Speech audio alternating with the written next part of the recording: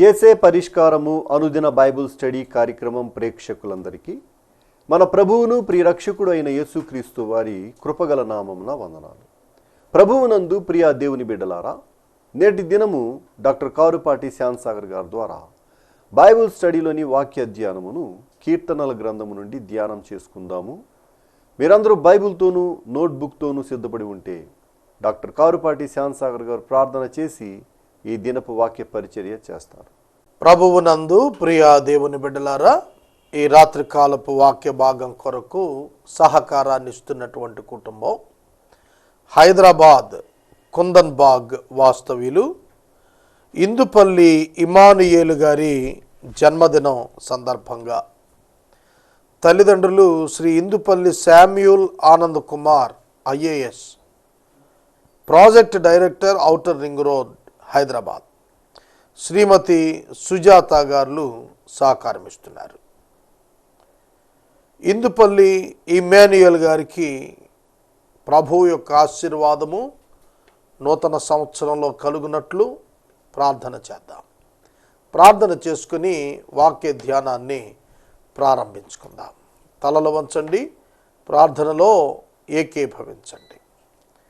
మమ్మను మిక్కిలిగా ప్రేమిస్తోన్న మా ప్రియ పరలోకపు తండ్రి, మీకు వందనములు, స్తోత్రాలు. ఈ రాత్రి వాక్య ధ్యానము మాకు దీవెనకరముగా ప్రసాదించుము. ఇందుపల్లి ఇమానుయేల్ గారి కొరకు మీకు కృతజ్ఞతలు. మీరిచ్చిన నూతన జన్మదినము అను దయా కిరీటం కొరకు మీకు స్తోత్రాలు. బిడ్డ యొక్క విద్యలో తోడుగా ఉండండి ప్రభు. మీ కృప, మీ సహాయం బిడ్డకు అనుగ్రహించండి. శామ్యూల్ ఆనంద్ కుమార్ గారిని, సుజాత గారిని ఆశీర్వదించి దీవించండి. ఈ రాత్రి ఎపిసోడ్ సహకారులను పంపించమని ప్రార్థిస్తున్నాను. నూతన సహకారులను ప్రసాదించండి. మా రక్షకుడైన యేసు ప్రభు పేరిట ప్రార్థిస్తూ ఉన్నాము తండ్రి, ఆమెన్. ప్రభువునందు ప్రియ దేవుని బిడ్డలారా, దయచేసి మీ పరిశుద్ధ బైబిల్ గ్రంథాన్ని తెరవండి. కీర్తనల గ్రంథం 51వ సంకీర్తన చాలా ప్రాముఖ్యమైన పాపక్షమాపణ కీర్తన. దీని యందు 16వ వచనం నుండి మనము వాక్యాన్ని ధ్యానం చేయాలి. 15వ వచనం కూడా మనం చదవాలి. గత రాత్రి 15వ వచనం ప్రారంభించాం. చూడండి, దేవుని యొక్క వాక్యము యొక్క సత్యము మన జీవితాల్లో భాగం కావాలి. మన హృదయంలో స్థిరపడాలి. మన జీవిత విధానంలో ప్రధాన ఎజెండా కావాలి. ఇది దేవుడు మన నుంచి కోరుకుంటుంది. దావీదు కీర్తనాకారుడు తన పాపములను క్షమించమని కోరుతూ, రక్తాపరాధము నుండి నీవు నన్ను విడిపించు, అప్పుడు నేను నా నోరు తెరిచి నీ స్తుతిని ప్రచురం చేస్తాను.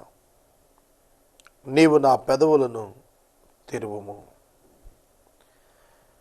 నీవు నా పెదవులను తెరువుము, స్తుతించునట్లు నా పెదవులను తెరువుము. ఎవరు స్తుతించగలరు? ఎవరు స్తుతి చేయించగలరు? ఈ 2 ప్రశ్నలకు జవాబు మీకు తెలియాలి. ఎవరు స్తుతించగలరు? ఎవరు స్తుతి చేయించగలరు? రక్షించిన దేవుడు మాత్రమే తన యొక్క ఆత్మ ద్వారా స్తుతించే అనుభవంలోనికి విశ్వాసిని తీసుకుని వస్తాడు. విశ్వాసి దేవుని స్తుతించుటకు దేవుడు ఆత్మ సహాయకుడు.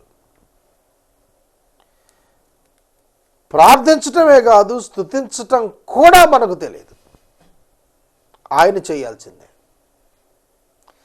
రక్షించువాడు ఆయనే.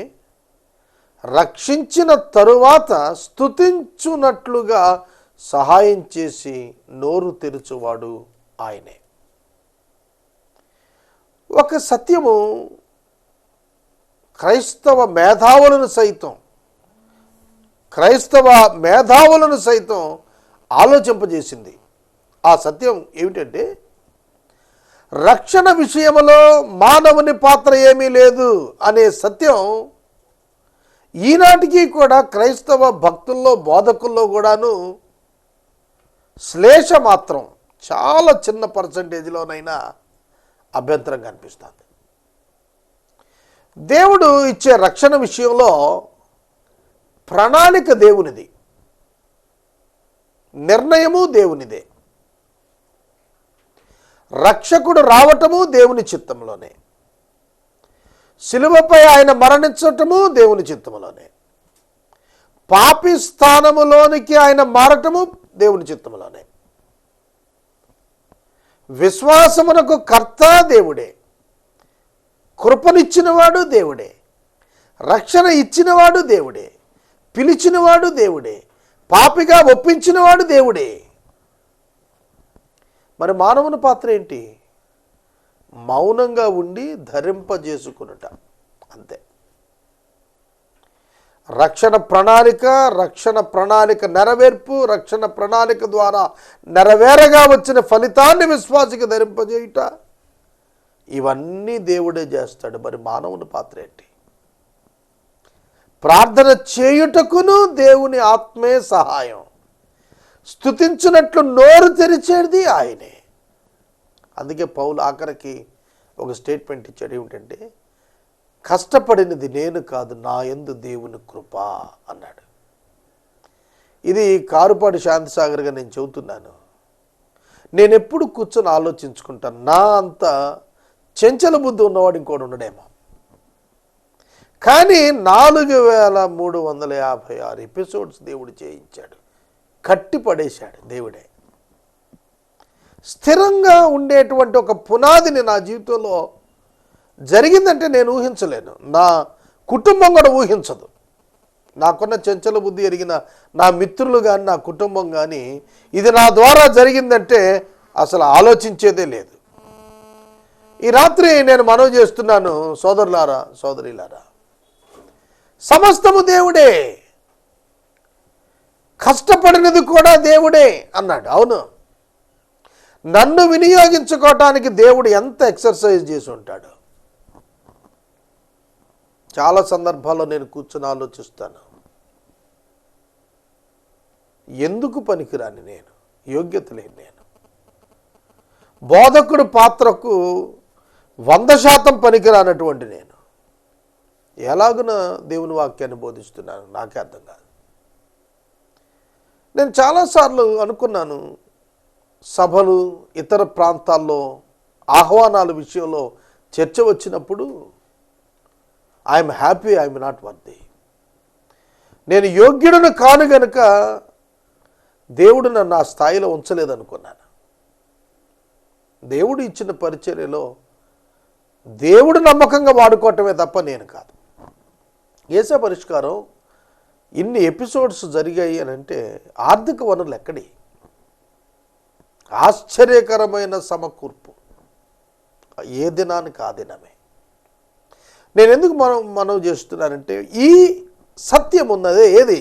దేవుడే చేసుకుంటున్నాడు, దేవుడే ఏర్పరచుకున్నాడు, దేవుడే పిలుచుకున్నాడు, దేవుడే నడిపిస్తున్నాడు, దేవుడే సహాయకుడు, దేవుడే దేవుడే దేవుడే, మానవుడు కాదు అనే ఆలోచన ఉందే.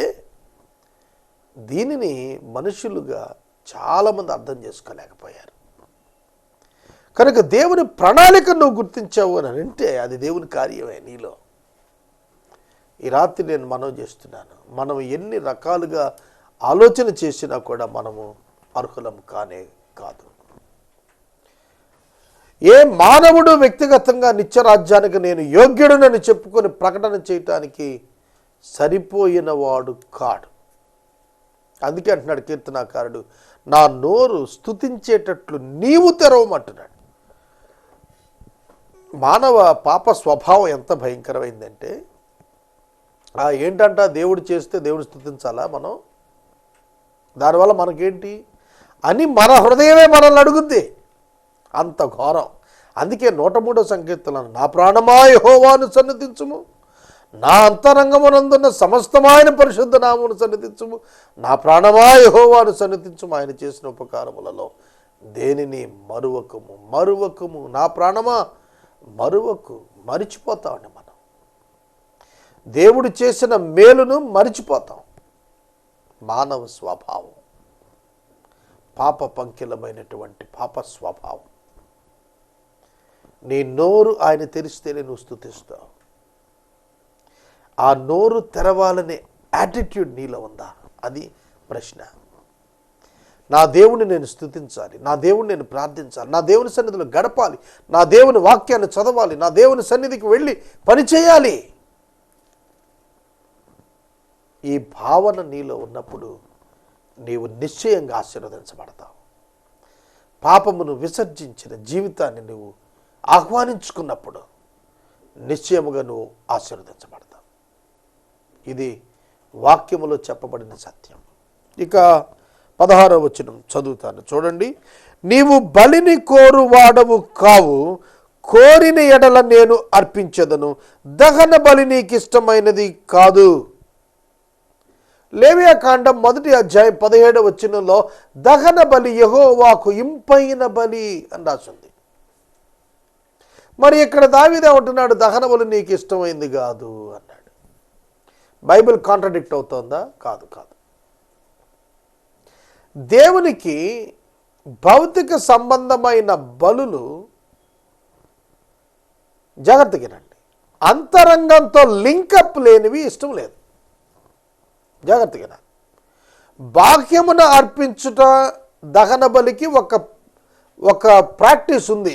ఎలా చేయాలి, ఏం చేయాలి అనే ఒక విధానం ఉంది. అయితే దహన బలి ఎప్పుడు ఇవ్వాలి? ఇంటర్నల్గా, అంతరంగములో రక్షణ అనుభవం లేకుండా దహన బలి ఇచ్చేస్తే ప్రజలు అనుకుంటారు దహన బలి ఇచ్చాడు కాబట్టి దేవునికి ఇష్టడు. కానీ వాస్తవంగా అక్కడ అది కాదు. దహన బలి ఇవ్వాలి అని అంటే నీ అంతరంగంలో నీవు మొదట రక్షించబడిన అనుభవంలో ఉండాలి.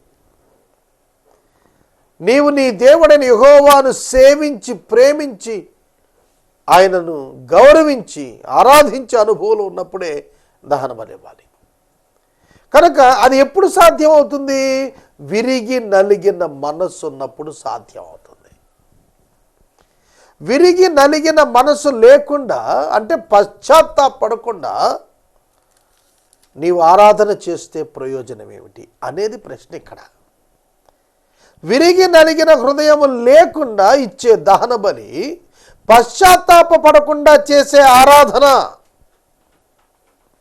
కనుక నీ నోరు తెరిచి నువ్వు ఆరాధిస్తున్నా అది పశ్చాత్తాపము లేకుండా, రక్షణ అనుభవం నీ హృదయంలో రాకుండా నువ్వు చేసే ఆరాధన దేవుని అన్నడు మభ్యపెట్టదు. ఆత్మతో సత్యముతో ఆరాధించుట అనగా విరిగి నలిగిన మనస్సు ఆయనకి ఇష్టమైన బలి. ఆయన విరిగి నలిగిన మనస్సు దేవునికి ఇష్టమైన బలి. నీ మనస్సు కోరుతున్నాడు తప్ప నీ బలులు కాదు ఆయన కోరుతుంది.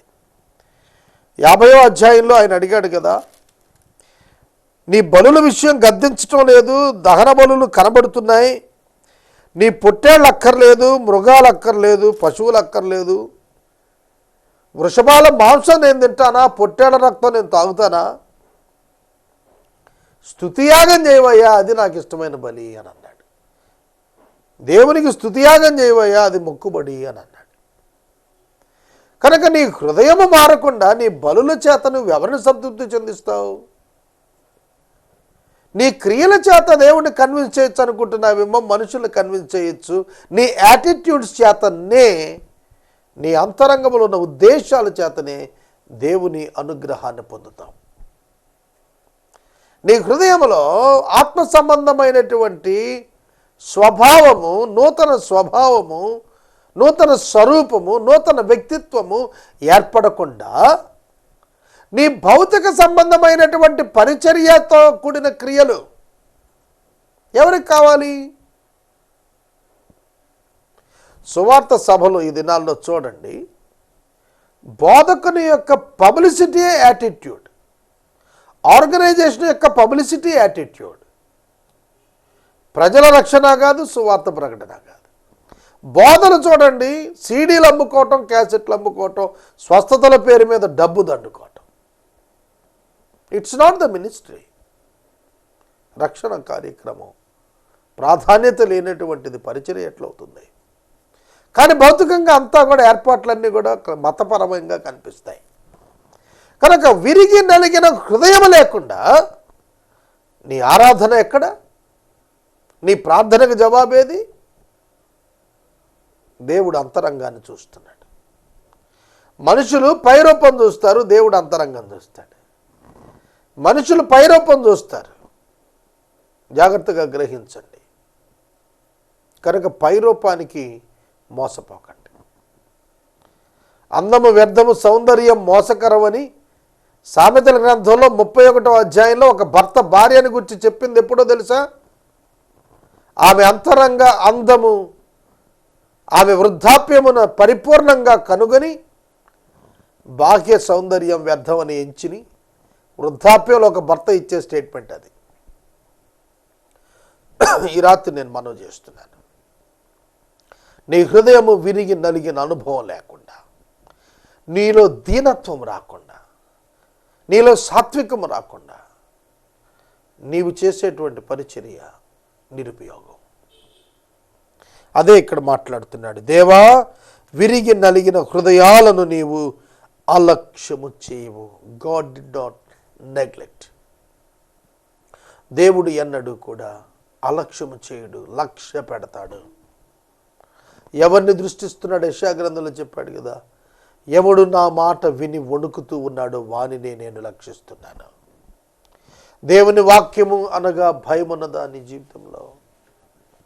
దేవుని వాక్యము అనగా వణుకు ఉన్నదా నీ జీవితంలో? నీ హృదయంలో దేవుని పట్ల ఎటువంటి అభిప్రాయం కలిగి ఉన్నావు? దేవుడు హృదయమును లక్ష్య పెడతాడనేటువంటి సత్యాన్ని మనం గుర్తెరిగి దేవునికి అనుకూలమైనటువంటి హృదయం మన జీవితంలో ఉండేటట్లుగా మనం చూసుకోవాలి. హృదయము దేవునికి సమీపంగా ఉండి హృదయము నందు వాక్యము యొక్క సత్యాన్ని పెట్టుకొని పనిచేసినప్పుడు ఈ లోకంలో మనం చెడు మార్గంలోనికి వెళ్లకుండా నిరోధించబడతాం. అందుకే కీర్తనాకారుడు అంటే హృదయములో దేవుని యొక్క వాక్యాన్ని ఉంచుకున్నాను అన్నాడు. కాబట్టి నీ హృదయమునందు నీవు దేవుని లక్ష్యము చేసిన ఎడల దేవుడు నిన్ను లక్ష్యం చేస్తాడు. దేవుడు నిన్ను లక్ష్యం చేస్తాడు. నిన్నెన్నడూ అలక్ష్యం చేయడం. చాలామంది క్రైస్తవులు ఇది నన్ను అనుకుంటున్నారు, దేవుడు మమ్మల్ని లక్ష్య పెట్టడం లేదు, అందుకే మాకు శ్రమలు వస్తున్నాయి అనుకుంటున్నారు. దేవుడు లక్ష్యము ఉంచాడు కాబట్టే శ్రమ వచ్చింది నీకు. ఆ శ్రమలో ఆయన తన పరిపూర్ణత నీకు అవగాహనలోకి తీసుకొస్తాడు. అది అర్థం కావాలంటే ఆ శ్రమాకాలం పూర్తి అవ్వాలి. దాని ఫలితం ఏంటో తెలియాలి. యోబు శ్రమల కాలం ముగిసినప్పుడు అతనికి అర్థమైంది, ఇదంతా దేవుడు నా మేలు కోసం చేశాడు, ఆయన మహిమ కోసం చేశాడని. లాజరు చనిపోయాడు. చనిపోయినప్పుడు యేసుక్రీస్తు ప్రభు 3 దినాలు ఆలస్యంగా వచ్చాడు. లాజరు యొక్క సహోదరులు కబురంపినా తెలిసి కూడా రాలేదు. ఎంత అలక్ష్యం చేశాడు యేసు ప్రభు. చాలా బాధపడిపోయారు ఇద్దరు అక్క చెల్లెళ్ళిద్దరు కూడా. మరియా మార్తలు చాలా బాధపడ్డారు. యేసు ప్రభు వచ్చాడు ఆ గ్రామం దగ్గరికి, మిమ్మల్ని పిలుస్తున్నాడు అని అంటే మరియా వెళ్ళటానికి ఇష్టపడలా. మొట్టమొదట మార్త పరిగెత్తుకెళ్ళింది కానీ మరియా రాలేదు. యేసు ప్రభు ఇంటికి వస్తే ఎప్పుడూ ఆయన పాదాల దగ్గర కూర్చునే మరియా ప్రభు గ్రామం వెళ్ళిపోతూ ఉన్నారు, ఆయన ఊళ్ళోకి వచ్చారనంటే వెళ్ళలా. మనసు గాయపడింది అన్నమాట. యేసయ్య మమ్మల్ని అలక్ష్యం చేశాడు, వచ్చుంటే మా తమ్ముడు బతికుండేవాడు. ఇదే మాట వారు వ్యక్తపరిచారు కూడా. కానీ ప్రభు స్ట్రైట్గా సమాధి దగ్గరికి వెళ్ళారు. ఈ రాయి తొలగించమన్నారు. మార్త అంటోంది, మరి అంటోంది, వద్దు ప్రభువా, వాసన కొడుతుంది అని. అయినా పర్వాలేదు, తొలగించమన్నాడు. లాజరును బ్రతికించాడు. ఇప్పుడు చెప్పండి, యేసు ప్రభు రాకపోవటం అలక్ష్యం చేయటంటారా? ఒక గొప్ప పాఠాన్ని లోకానికి నేర్పించడానికి, ఒక గొప్ప సత్యాన్ని లోకానికి రివీల్ చేయటానికి యేసుక్రీస్తు ప్రభు ఆ సమయాన్ని వినియోగించారు తప్ప అది అలక్ష్యం కాదు, ఆలస్యం అంతకంటే కాదు. వాళ్ళకి ఎప్పుడు అర్థమైంది యేసు మమ్మల్ని అలక్ష్యం చేయలేదు అని? అంటే నేను రాలేదు కాబట్టి తప్పు చేశాను, తప్పు సరిదిద్దుకోవటానికి లేవనెత్తున్నానని చెప్పాడా ప్రభు? అది కాదే. మీ అవగాహన మారాలి. కేవలము వ్యాధులను మాత్రమే యేసు బాగు చేయగలుగుతాడనేటువంటి ఆలోచనలో నుండి మరణము నుండి కూడా లేపగలుగుతాడు. ఆయన దేవుడు, ఆయన ఉట్టి బోధకుడు, ఆయన ఉట్టి ప్రవక్త అనే భావంలో నుంచి ఆయన దేవుడు అనే భావానికి ఎదగాలి వాళ్ళు.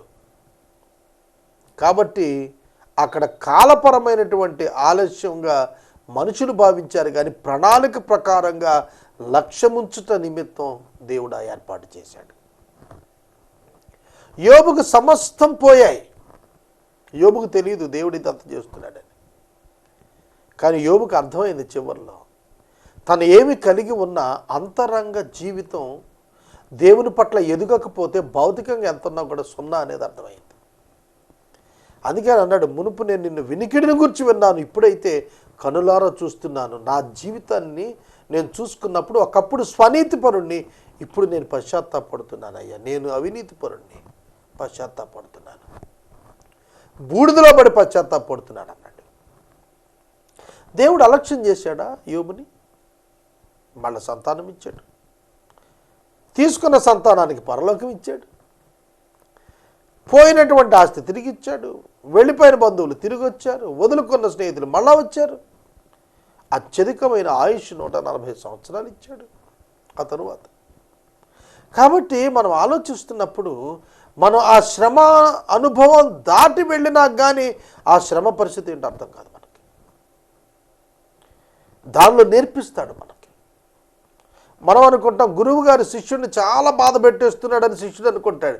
కానీ ఒక గురువును మించిన శిష్యుడికి అతను తయారయ్యటం జరిగినప్పుడు అనుకుంటాడు, ఓహో మా గురువు అందుకే మమ్మల్ని ఈ విధంగా ట్రైనింగ్ నిమిత్తం తప్ప మమ్మల్ని బాధ పెట్టాలని ఉద్దేశం కాదనేది ఆ శిష్యుడు ఎప్పుడు గ్రహిస్తాడు? రీచ్ అయిన తర్వాత, గోల్ రీచ్ అయిన తర్వాత. అలాగున మనం గుర్తెరగాలి, ఆయన విరిగి నలిగిన హృదయం కలిగిన వారిని లక్ష్య పెడతాడు, అలక్ష్యం చేయడు.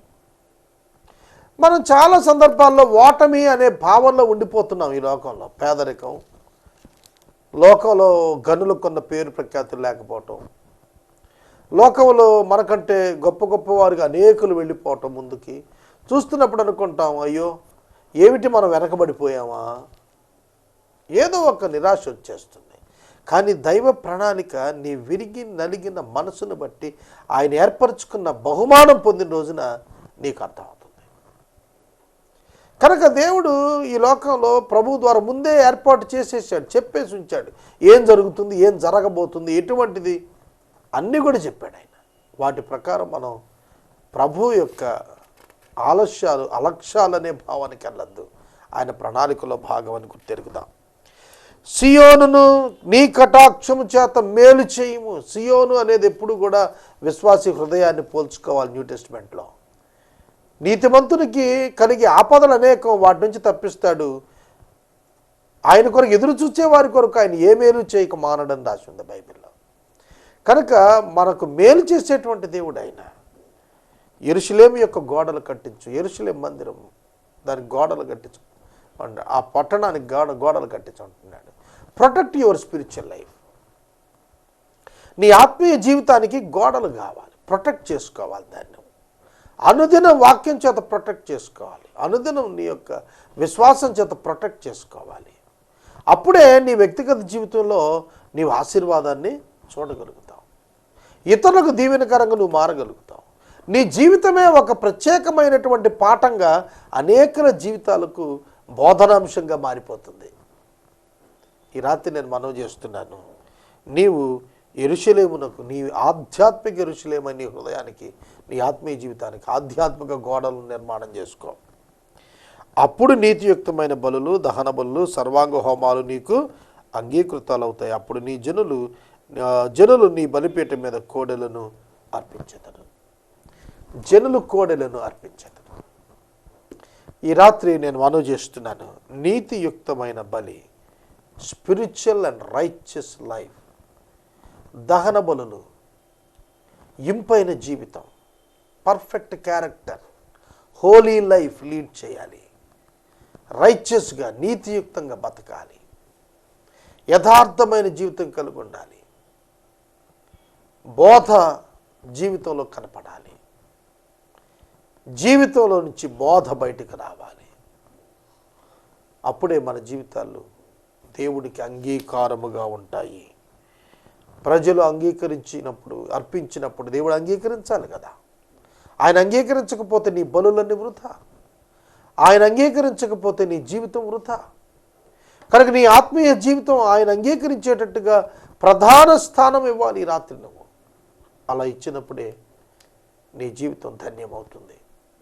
నీ ద్వారా అనేకులు ప్రేరేపించబడతారు. నీ జీవితం ద్వారా అనేక మంది ఆశీర్వాదాన్ని అందుకుంటారు. నీ ప్రభు చెంతకు నీ జీవితం యొక్క సవాలును బట్టి అనేకులు వస్తారు. ఇదే దేవుని నుంచి ఆశిస్తోంది. దేవుడు నిన్ను ఆ స్థాయిలో ఉండాలని చూస్తున్నాడు. మనమైతే పరలోకంలో గేటు దగ్గర నిలబడితే చాలండి అనుకుంటాం. అంతవరకే నా ప్రణాళిక. నిన్ను మహోన్నత స్థానంలో దేవుడు ఉంచడానికి ఇష్టపడుతున్నాడు. ఈ రాత్రి వాక్య ధ్యానం నేను ఇక్కడ నిలుపుదల చేస్తున్నాను. ఈ యొక్క 51వ సంకీర్తన 5 దినాలు మనం ధ్యానం చేశాం. 5 ఎపిసోడ్స్ మనం ధ్యానం చేశాం. దేవుని మహాకృప. కనుక ఈ రాత్రి మనం ఏమిటంటే ఎపిసోడ్ సహకారులు కావాలి. దయచేసి ముందుకు రండి. ఈ రాత్రి కాలపు వాక్య భాగానికి సహకారం ఇచ్చిన వారు హైదరాబాద్ కుందన్ బాగ్ వాస్తవ్యులు ఇందుపల్లి ఇమాన్యుయల్ గారి జన్మదినం సందర్భంగా తల్లిదండ్రులు Shri Indupalli Samuel Anand Kumar IAS PD outer ring road గారు, శ్రీమతి సుజాత గారు తల్లిదండ్రులు సహకారం ఇస్తున్నారు. ఈ కుటుంబాన్ని ప్రభు దీవించును గాక. మనము ఇంతవరకు డాక్టర్ కారుపాటి శ్యాంసాగర్ గారి ద్వారా బైబిల్ స్టడీలోని వాక్య ధ్యానమును కీర్తనల గ్రంథము నుండి ధ్యానం చేసుకున్నాము. ఈ కార్యక్రమం ద్వారా మీరు పొందుకునుచున్న ఆత్మీయ మేలులు ఒక ఉత్తరం ద్వారా మాకు తెలియచేయండి. మీ ప్రార్థనా మనవులు మాకు తెలియచేస్తే ఏసే పరిష్కారం కార్యాలయంలో ఏర్పాటు చేసిన ప్రత్యేక ప్రార్థనా శిబిరంలో మీ కొరకు ప్రార్థిస్తాం. మీ కుటుంబ పక్షముగా ఒక ఎపిసోడ్ ప్రసారం చేయాలనుకున్నారు మాకు తెలియచేస్తే మా సిబ్బంది మీ గృహాలను దర్శిస్తారు. ముగింపు ప్రార్థన ఆశీర్వాదాలతో ఈ కార్యక్రమాన్ని ముగించుకుందాం. ప్రార్థన చేసుకుందాం. మమ్మల్ని మిక్కిలిగా ప్రేమిస్తున్న మా ప్రియ తండ్రి, మీకు వందనాలు. వాక్యము వింటున్న బిడ్డలను దీవించండి. మా ప్రేక్షకులను ఆశీర్వదించండి. ఇందుపల్లి ఇమానియేల్ గారి యొక్క జన్మదినం కొరకు మీకు వందనాలు. బిడ్డను దీవించి నూతన దయాకిరీటం ఇచ్చారు. ఈ యొక్క సంవత్సరంలో విద్యలో, పరీక్షలలో తోడుగా ఉండండి. ఉత్తమ శ్రేణులు ఉత్తీర్ణత దయచేయండి. తల్లిదండ్రులను ఆశీర్వదించండి. నూతన ఎపిసోడ్ సహకారాలు రేపటి నుండి మాకు ప్రసాదించండి. యేసు నామములో వేడుచున్నాము తండ్రి, ఆమేన్. మన తండ్రి అయిన దేవుని ప్రేమ, కుమారుడినే యేసయ్య కృప, పరిశుద్ధాత్మని యొక్క అన్యోన్య సహవాసం సదాకాలం మనందరికీ తోడై ఉండును గాక. ఆమేన్.